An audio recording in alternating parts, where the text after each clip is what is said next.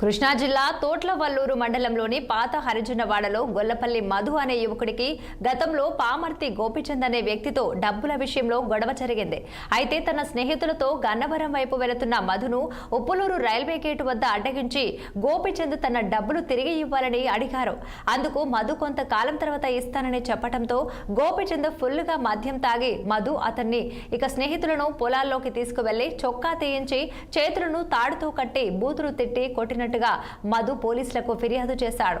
బాధితుడి ఫిర్యాదు మేరకు కేసు నమోదు చేసుకున్న పోలీసులు ముద్దాయిలను అరెస్టు చేశారు. ప్రస్తుతం ఈ కేసుపై పోలీసులు విచారణ కొనసాగిస్తున్నారు.